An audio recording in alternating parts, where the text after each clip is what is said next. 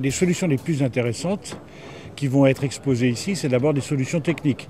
Par exemple, un système de maintenance de pompes manuelles, une mutuelle entre communautés rurales pour assurer la maintenance des pompes qui sont installées sur des forages villageois. Vous avez des solutions financières. Par exemple, la mise en place de plateformes de financement accessibles aux collectivités locales.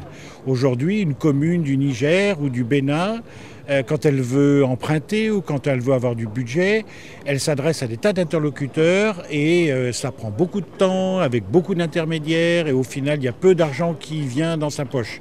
Eh bien, en mettant en place une plateforme déconcentrée, on permet à ces communes d'emprunter directement avec une beaucoup plus grande rapidité. Voilà des solutions intéressantes. Pour nous, ONG, bien évidemment, nous pensons d'abord aux hommes. Certes, il faut penser à l'énergie, certes, il faut penser au climat, à la planète, etc. Mais avant tout, nous pensons, nous, au bien-être social des gens, à l'équité par rapport à l'accès à l'eau. Et aujourd'hui, la situation, c'est que vous avez encore près d'1 milliard de personnes qui n'ont même pas accès à une eau saine, ce qui veut dire concrètement qu'ils ont une eau qui les rend malades.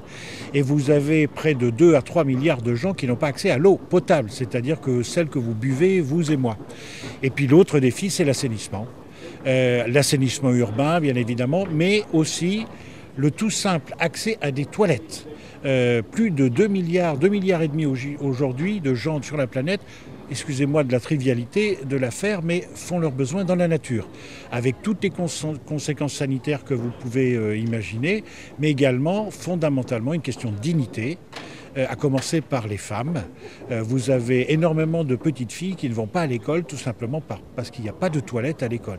Et ça, c'est vraiment une situation insupportable. Nous, ONG, on va promouvoir d'abord le multi-acteur. Il faut que tout le monde se concerte. Ce n'est plus la seule responsabilité des États. Ce n'est plus la seule compétence des opérateurs privés qui peuvent résoudre le problème. Il faut que les autorités locales et les ONG soient incluses dans tous les processus de concertation, mais aussi de décision et sur les plans d'action. Ça, c'est vraiment important. Et la deuxième voie pour avancer, c'est celle des droits.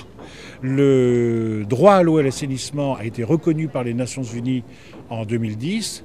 Aujourd'hui, il reste encore globalement non appliqué dans les États. Et pour qu'on avance, il faut que chaque État reconnaisse un droit à l'eau et l'assainissement sur son territoire pour toute sa population. Tant qu'on n'arrivera pas à cette loi et tous les textes d'application qui vont avec, on n'avancera pas.